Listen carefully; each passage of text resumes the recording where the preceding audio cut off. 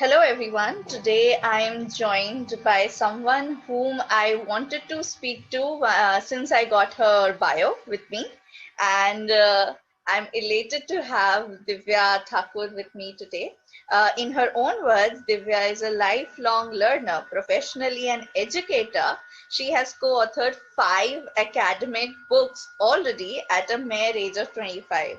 So, Divya, welcome, and it's lovely to have you here so that I can talk to you. It's more of an interview. It's not an interview, it's more of a conversation. Kind of a dialogue. Yeah. Right. So that I Thank you can. so much for that.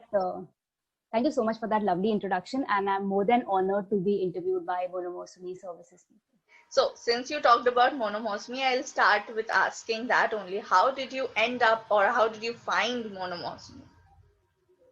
It was just a random Google search made during the month of August because I was kind of like bored. So in the initial third or fourth search result, I came across Monomosomy Services. So it was kind of like a new and a very different term to me. So while reading through, the unique thing, the USP about monomosomy that secluded apart from the rest site was that here you are charged zero rate, and any budding writers out there can go and publish their articles. And it is don't really take it as a term as a sense of competition, but it's kind of like an international platform where you are given that those kind of views. And there are so many good things that I'm eventually exploring about monomosomy services, and this was the first time that I participated in this monthly competition, the theme being on inspiration. And this is something which is very motivational to me. It goes with my profession because as an educator, I have to inspire, and I have to build a new generation altogether by inspiring them. So yeah, it just fitted in the right way for me. So then I'll just switch on to whatever you said. I'll use that and ask you the next question. That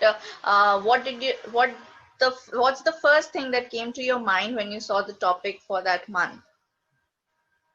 So I was actually having a conversation with my class, as in terms of debate, as to, since the election was not just Bihar election, but even the US election, hashtag election 2020. So we were talking about it, discussing about this. Is it going to be a big revolution altogether?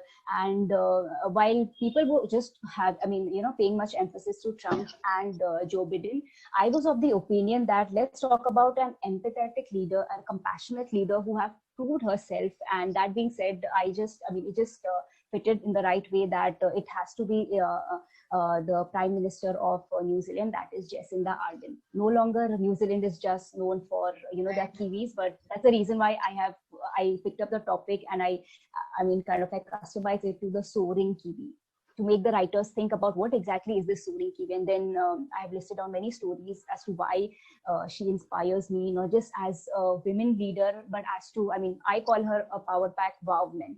So that is how I ended my essay about her. Okay. So yeah, And so there were many. I must Yeah, comment on the title. That was a very beautiful title that you chose for your thank you essay. so It's much. really catchy. I wish I could read that essay, and I will if it's published in the magazine or somewhere. I'll definitely read that essay. Okay, so since you have written 5 books, so let me ask you something. What is the most difficult part of writing a book, in your opinion?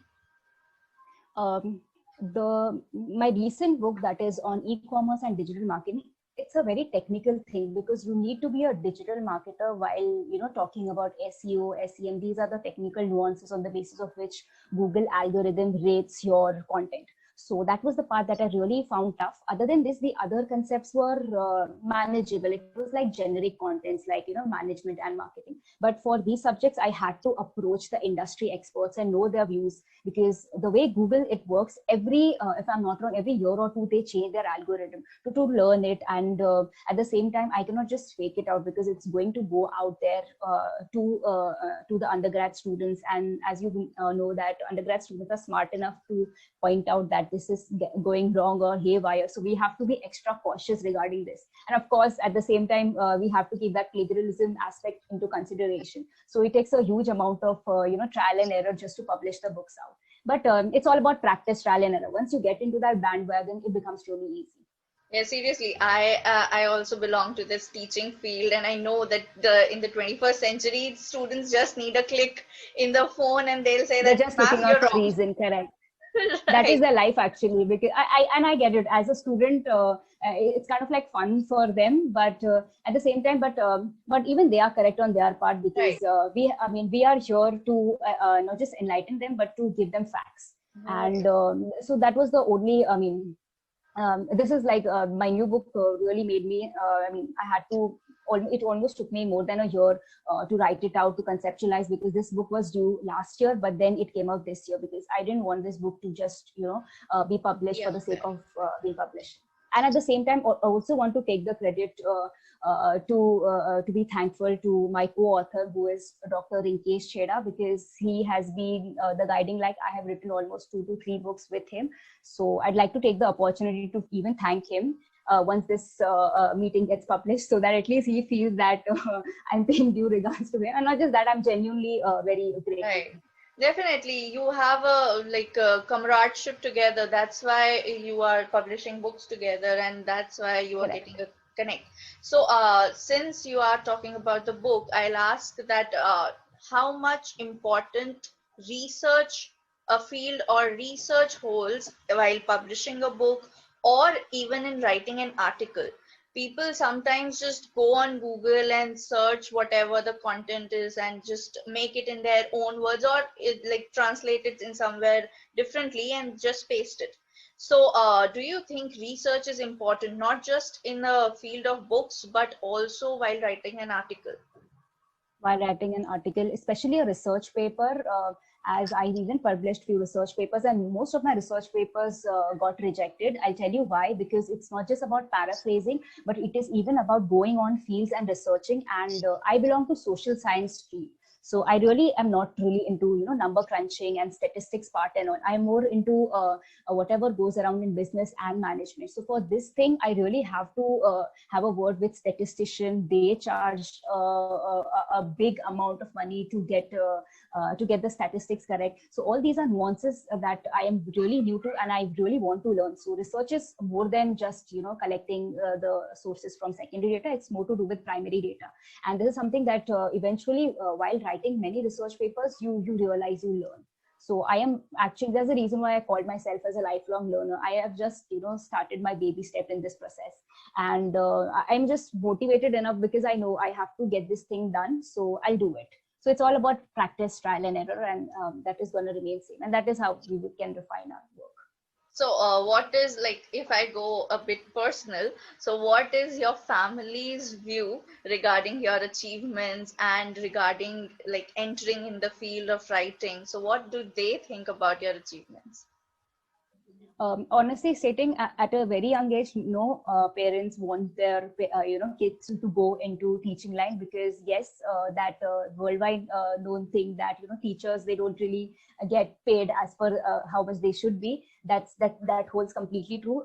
I don't know about other countries, especially for the country like India. I can definitely vouch on this, but this is something that I was very passionate about.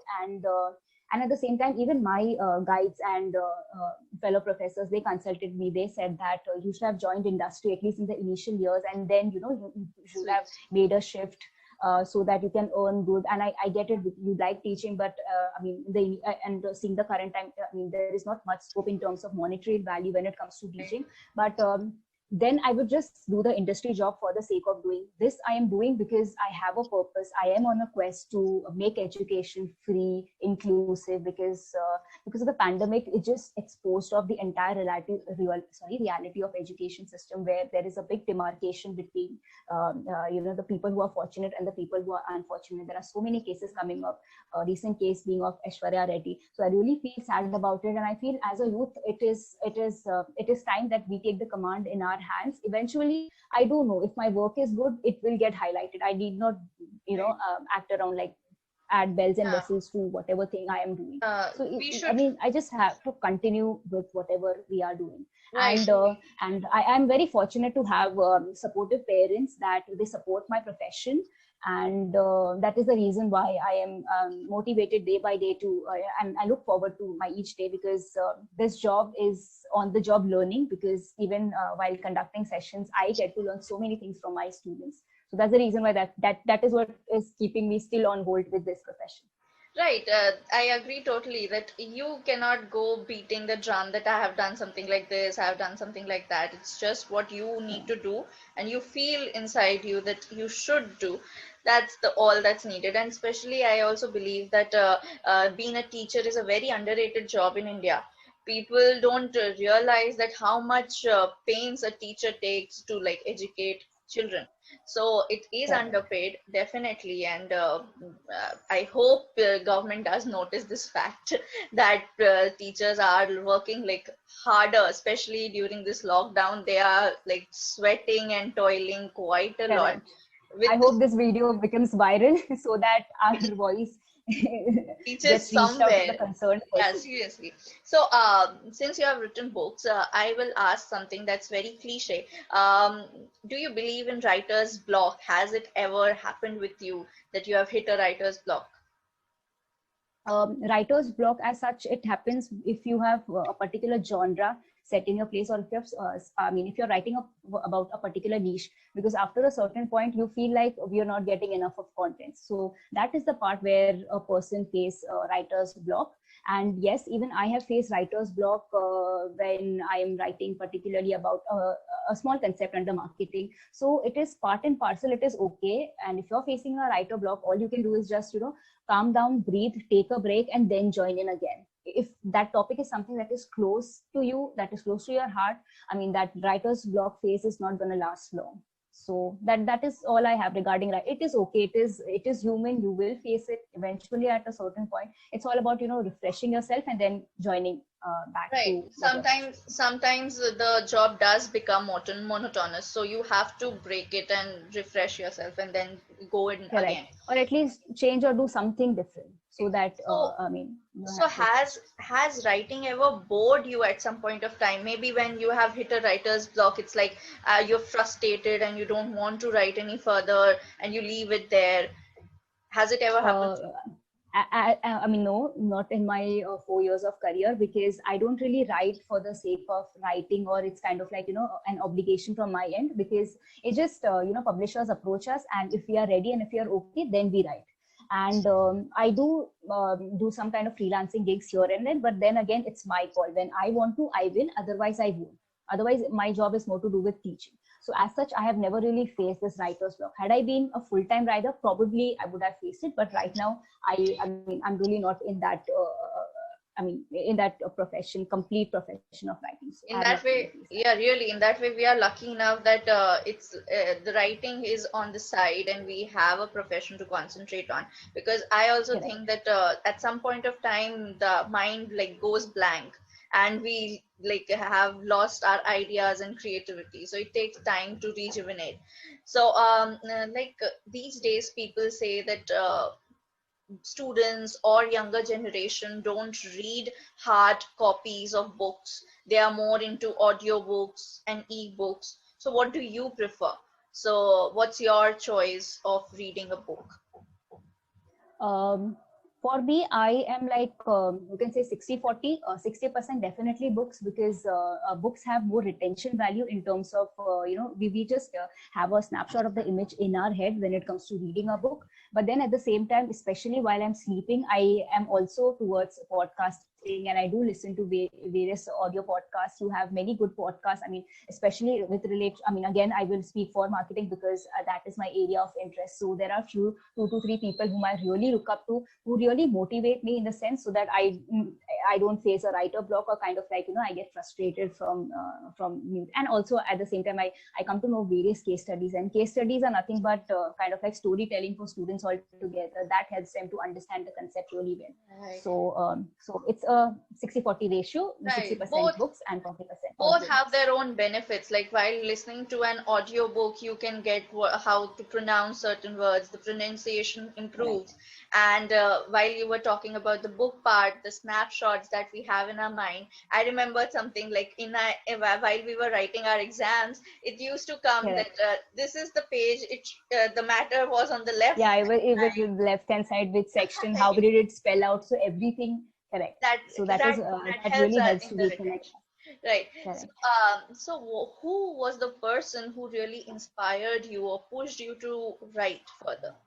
Anyone?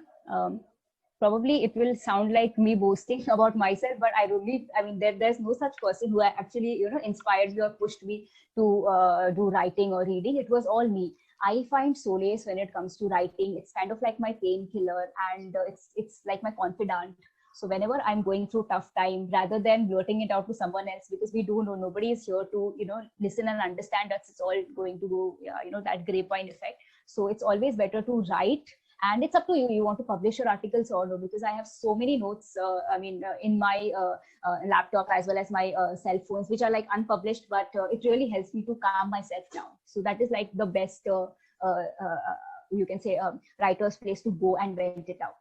So that's Seriously, the reason that has helped me that's to continue to write. that's a patent of a writer, that whenever something strikes, we just open a book or a laptop and we start typing or I writing just it down. write. It helps Correct. us like to calm down. So since you have written books and you have written articles, do you find any difference between like how to go about writing a book and an article? Do research and writing fluency is on the same page while you're writing a book, or and you're writing an article? When it comes to writing a research paper, we have a set structure. It starts with an abstract, then keywords and introduction. So there we know exactly how much to write, how much to not. But when it comes to writing a book altogether, we can write whatever we want to. But then again, it depends. If it's an autobiography, it's just a normal reference books. So it depends from what is the purpose of you writing a book altogether. But yes, definitely, when it comes to writing a research paper, you cannot write it in direct speech. You have to write it in indirect speech. I mean, later you can give your views in the point of conclusion. So that's the minor difference. Otherwise, it more or less remains the same. And you should not go personal, especially when you're writing a research paper, Mhm. because Right. then that just So if I talk about like essay that you wrote in the monomossamy essay writing competition, so yes. what do you, according to you, is a structured form of an essay? Like people say that there are different kinds of ways people write essays. Somebody puts it in a point-wise way. Somebody writes it in paragraphs. So what's your opinion about writing an essay? I personally prefer, starting and ending essay with kind of like, a bomb shot. Your essay must begin with some inspirational quote so that you grab the reader's attention. And then at the same time, at the very end, you kind of like conclude in a very humorous or suspenseful manner so that your readers are intact and they want to read more about you, as in who is this person as an author. And then in the middle, you can have a combination of both paragraphs as well as listicles. So listicles are where you are kind of like breaking the monotony of the paragraph and mentioning things in terms of infographics. So even that really helps, because right now in current time people are so always in haste, so they won't really read paragraph. Personally stating, I don't read more than 2 to 3 paragraphs, so I need some kind of break. So listicles act like a break while you're reading. Yeah, the life has become so fast paced that we scroll through the articles and Exactly. search and for it what is we need. So and it if is scientifically proven that a human cannot concentrate for more than 5 to 7 seconds, if I'm not wrong. So to get that attention span itself is a really big and tedious task. So you have to act smart enough while drafting your articles down. totally agree with that. So lastly, I'll just want to ask you, do you have any message for the future students or participants of competitions and people who want to enter into creative writing?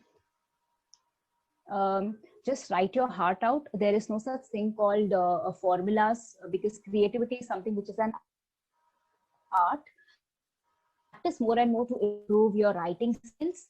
And if you obviously continue to write some things. It will really help you to just fine tune yourself and take part in all the competitions that you have. But I'm not just saying for publicizing monomosume services, but I have endorsed this website to even my students, because I believe in if you have the quality, you will get the traction. And since here you don't have to pay money, if your article is good enough, you will get that viewership. So also, in that article section, we can actually come to know that how many readers have read our articles down, because there is a small I like section. Right. So that like incentivizes and motivates the writer to write more, so that, and they can keep a everyday check on how many people are coming and visiting our articles. So even that acts like a motivation. So take part in as many competition as you are getting. Don't really consider any competition as just state level, national level, or international level, even though monomosume services was an international level competition. But just continue with your trials. And there's this saying, try until you succeed. But I feel the more you try, the perfect you get at your art. And that is all I'll have to say for future budding writers out there. Even I'm just in the same game, and I've just started off with it. So it's like, if my small words can inspire any people, correct. So definitely, since if somebody has the flair for writing and they think that they can write, then they should. And if we are getting opportunity that's free of cost and we don't have to do anything, just send our write-ups in there. So definitely we should participate as much as we can, so that we can improve on our writing. So really, I really appreciate your views, and it was lovely talking to you, like I really expected it would be. And I hope people also listen to it and get as inspired as I was. It was lovely and really amazing talking to you. Thank you for taking out your time and talking to us. Thank you so much. It was a really sweet conversation. Thank you.